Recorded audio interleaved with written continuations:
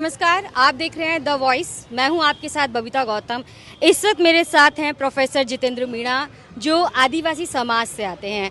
मेरा इनसे सवाल ये रहेगा कि अभी जो बीजेपी ने राष्ट्रपति उम्मीदवार आदिवासी समाज से मुर्मू जी उतारी हैं, आपको क्या लगता है कि किस तरह की राजनीति अब बीजेपी आदिवासी समाज के लिए और बाकी समाज के लिए कर रही है? देखिए, अगर हम लोग पिछले 1 से 2 दशक का इतिहास बीजेपी का उठा करके देखें तो उन्होंने अपना बेस जो है अब अर्बन एलीट क्लास जो था, अर्बन मिडिल क्लास जो था, उससे अब एक्सटेंड करके अपना रूरल एरियाज़ में बढ़ाना शुरू कर दिया। और इसी कड़ी में हम लोग देखते हैं कि उन्होंने रामनाथ कोविंद को वो लोग लेकर के और अब द्रौपदी मुर्मू को वो लेकर के आए हैं। एक जो है शेड्यूल कास्ट कम्युनिटी से थे, दूसरे जो है आदिवासी समाज से हैं। लेकिन इन दोनों को लाने के साथ जहां एक तरफ बीजेपी ने अपना बेस एक्सटेंड किया, वहीं दूसरी तरफ अगर आप देखेंगे तो इन समाजों के जो असली मूवमेंट थे उनको क्रश करने के लिए इन्हीं का इस्तेमाल किया गया है।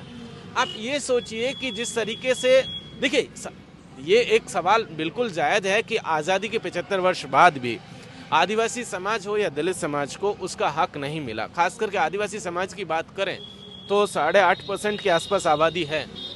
झारखंड में 26% से ज़्यादा आबादी है, 30% छत्तीसगढ़ में है और नॉर्थ ईस्ट में तो 94% से ज़्यादा आदिवासी आबादी है।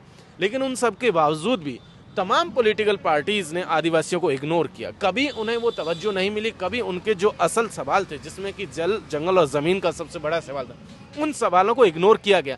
उनका इस्तेमाल उनकी जो है वोट बैंक के बतौर किया गया। उनकी ज़मीनों को इस्तेमाल मुनाफा कमाने के लिए किया गया। उनके जंगल का इस्तेमाल जो है माइनिंग के लिए किया गया। लेकिन उनके सवालों को एड्रेस नहीं किया और उसका खामियाजा ये हुआ कि लगातार बीजेपी ने अपना बेस बढ़ाना शुरू किया और उसमें सक्सेसफुल रही। और उसी कड़ी में वो द्रौपदी मुर्मू को लेकर के आज आगे आए हैं। ऐसे में ये एक चीज़ तो ये है कि भाई देखिए, स्वागत योग्य कदम है। लेकिन दूसरी चीज़ जो हमारी चिंता है, वो चिंता ये है कि कहीं ऐसा ना हो जाए कि इन्हीं के माध्यम से जो लड़ाई आदिवासियों की चल रही है, उन आदिवासियों की लड़ाइयों को ही जो है यहाँ से ख़त्म कर दिया जाए।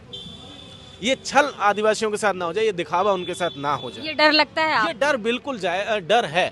देखिए, हमने देखा कि पिछले 5 साल में जब रामनाथ कोविंद जी जो है प्रेसिडेंट ऑफ इंडिया थे, उस दौरान जितने भी एट्रोसिटीज दलितों के ऊपर हुई, कभी उन्होंने अपना मुंह नहीं खोला, कभी उन्होंने उसमें बात नहीं की। लेकिन ऐसा यहाँ भी ना हो जाए कि आदिवासियों के ऊपर लगातार हमले होते रहें और ये भी ना बोल पाएं, क्योंकि इनके ऊपर जिम्मेदारियाँ ज़्यादा हैं, क्योंकि ये उस समाज से आती हैं। बाकी लोगों ने भी कुछ नहीं किया। आदिवासियों को लेकर के पूरा का पूरा सवाल ये था कि शेड्यूल 5 का जो एरिया, जो इंडियन कॉन्स्टिट्यूशन का पार्ट है, उसको गवर्न करने का अधिकार इस देश के प्रेसिडेंट के पास होता है। वही डायरेक्टली उस एरिया को गवर्न करता है। लेकिन हैरानी की बात यह है कि 2016 से लेकर के 2022 तक जो अलग अलग स्टेट्स में जो राज्यपाल की मदद के लिए जो TAC बनती है, ट्राइबल एडवाइजरी काउंसिल, जिसकी रिपोर्ट को एनुअली हर साल प्रेसिडेंट ऑफ इंडिया के पास जाना था, ये कॉन्स्टिट्यूशन में लिखा हुआ है। हम देख रहे हैं कि कोविंद जी ने आज तक एक भी रिपोर्ट अपने पास नहीं मंगवाई किसी भी राज्यपाल से। तो क्या लगता है कि आगे मुर्मू जी इस तरह के मुद्दों को उठाएंगी, इस तरह को देखेंगी मुद्दों? देखिए, ट्रैक रिकॉर्ड उनका अभी 50-50 का रहा है। ट्रैक रिकॉर्ड कोई बहुत अच्छा भी नहीं रहा कि उन्होंने जल, जंगल, जमीन के मसले पर अपनी बात को बुलंद किया हो। लेकिन एक चीज़ यह है कि एक एपिसोड ऐसा है 2017 का, जहां पर कि उन्होंने CNT एक्ट, जो छोटा नागपुर टेनेंसी एक्ट था, उस एक्ट में जब झारखंड में बीजेपी की सरकार थी और उन्होंने फेरबदल करने की कोशिश की थी, तो उन्होंने उस बिल को रोक दिया था। तो एक छोटी सी उम्मीद हमें है। लेकिन उसके साथ साथ ये उम्मीद तो हमारे पास है ही, लेकिन दूसरी तरफ हमारे जो सवाल हैं, हमारा जो कंसर्न है, वो अपनी जगह है। विपक्षियों से एक सवाल ये भी है कि क्या आपको जो है यशवंत सिन्हा के अलावा दूसरा कोई उम्मीदवार नहीं मिला था? एक रिटायर्ड, या ये कहिए कि एक संघी, जिसने कि 2018 में अब बीजेपी से नाता तोड़ा था और नाता तोड़ करके वो आज के, उसका पूरा फैमिली तो बीजेपी में, सिर्फ वही व्यक्ति अलग हुआ है। ऐसे में वो कैसे, किस तरीके से विपक्ष का उम्मीदवार हो सकता है? क्या उन्हें भी जो है कोई आदिवासी उम्मीदवार ऐसा नहीं मिला जो आदिवासियों के हक और हुकूक के लिए लड़ रहा था? इस देश में 8.5% से ज़्यादा आबादी है। लगभग अगर नंबर्स में देखें तो 12 करोड़ से ज़्यादा आदिवासी आबादी है। 12 करोड़ लोगों में विपक्ष को क्या एक भी ऐसा उम्मीदवार नहीं नजर आया जो कि आदिवासियों के हक और हुकूक के लिए लड़ रहा था? क्या आपको नहीं लगता कि अगर जो कांग्रेस है, जो विपक्ष है, विपक्ष की मैं बात करूं, वो अगर आदिवासी समाज को उठाता तो जो हर्षदेव, जो जंगल जमीन की जो लड़ाई थी, वो उनके लिए और मजबूत हो जाती? जी बिल्कुल, अगर आप मान के चलते कि आदिवासियों को लेकर के आपका कंसर्न है, आदिवासियों के सवालों से आप अपना जुड़ाव महसूस करते हैं और विपक्ष का ऐसा अगर मानना था तो उनको आदिवासी उम्मीदवार लाना था, और अगर वो आदिवासी उम्मीदवार लेकर के आते तो आदिवासियों की जो लड़ाइयाँ हैं वो लड़ाई और मजबूत होती। ये तो बाद में पता चलता है कि भाई उनके एक्शंस क्या होते, जीतते नहीं जीतते वो अलग मसला है, लेकिन वही चीज़ अगर वो लाते तो शायद आदिवासी सवाल, आदिवासियों की समस्याएं इस देश की राजनीति के सेंटर में होती, जो कि पिछले 75 सालों से नहीं है, और इसीलिए ये डर। बीजेपी ने अपना पहले दलित वोट बैंक के जरिए उन्होंने बोला कि हमारे पास राष्ट्रपति दलित है, अब आदिवासी समाज से लेकर वो अब आए हैं।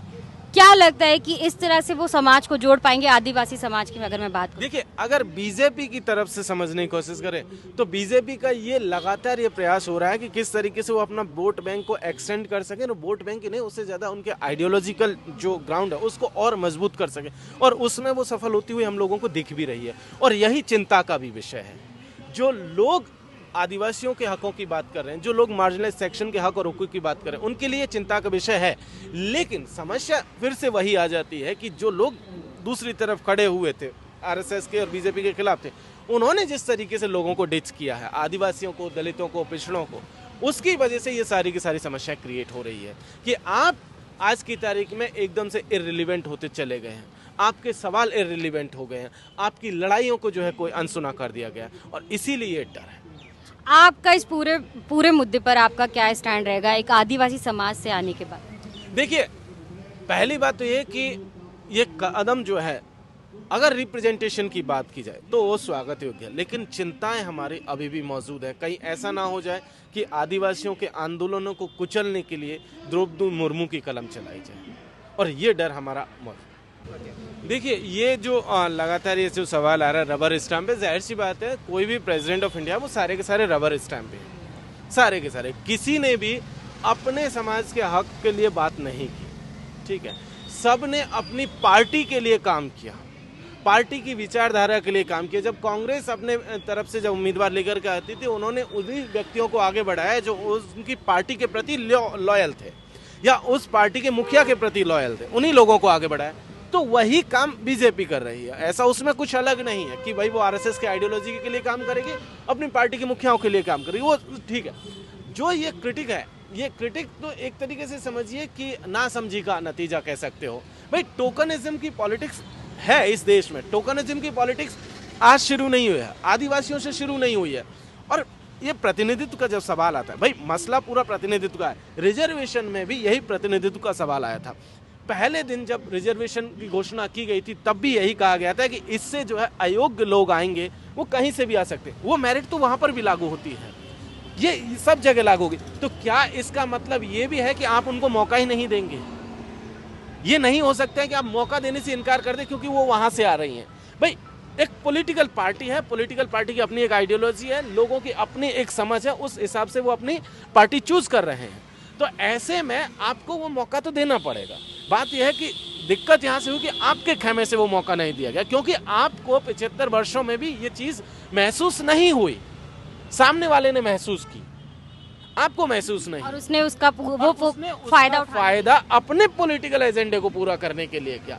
क्योंकि आप ये काम नहीं कर पाए, आपने किया तो अपने लोगों के हिसाब से किया, अपनी पार्टी के इंटरेस्ट के हिसाब से किया, आपकी आइडियोलॉजी के हिसाब से किया, आपके नेता के इंटरेस्ट के हिसाब से किया, और यही जो है दिक्कत है। और इसीलिए उन लोगों का जो लगातार कह रहा है कि भाई रबर स्टाम्प होगी या टोकनिज्म होगा, हाँ तो सिंपल है, टोकनिज्म है भाई। टोकनिज्म की पॉलिटिक्स नहीं होती तो यूपी में बड़ी बड़ी मूर्तियां नहीं लगती। जो पूरी की पूरी पार्टी मूर्तियों के खिलाफ थी, उन्होंने मूर्तियां लगाई, बाबा साहब मंदिर में गए, भाई टोकनिज्म है, वो एक सिंबॉलिक उसका इंपॉर्टेंस है भाई, सिंबल्स की अपनी एक राजनीति है। तो ऐसे में ये जरूरी है कि इस तरीके के लोगों का आना बहुत जरूरी है। अगर आप नहीं लेकर के आएंगे तो ये सवाल 75 साल से अनआंसर्ड थे, आगे भी अनआंसर्ड रहेंगे। मे भी संभावना है कि जब राष्ट्रपति पद के लिए उम्मीदवार द्रौपदी मुर्मू को बीजेपी ने बनाया तो शायद विपक्ष इससे कुछ सबक ले, उन्हें भी समझ में आए कि अगर आने वाले दिनों में उन्होंने भी इस तरीके से एक्शंस नहीं लिए, मार्जिनलाइज सेक्शन को, आदिवासियों को इन्होंने इग्नोर किया, तो आने वाले दिनों में हो सकता है कि उनको यहाँ से एकदम से कोई मदद ना मिले, कोई इनकी वोट बैंक जो है, बेस जो है वो खत्म हो जाए, और शायद वो आने वाले दिनों में अपनी गलतियां सुधार। जी, तो तो ये थे हमारे साथ प्रोफेसर जितेंद्र मीणा जो आदिवासी समाज से आते थे। उन्होंने बताया कि जो द्रौपदी मुर्मू हैं, जो बीजेपी ने अपना राष्ट्रपति उम्मीदवार उनको उतारा है, किस तरह से वो आदिवासी समाज के लिए एक काम कर सकती हैं, आगे करेंगी, उनकी उम्मीद उनसे लगी हुई है। बबीता गौतम के साथ आप देख रहे हैं द वॉइस।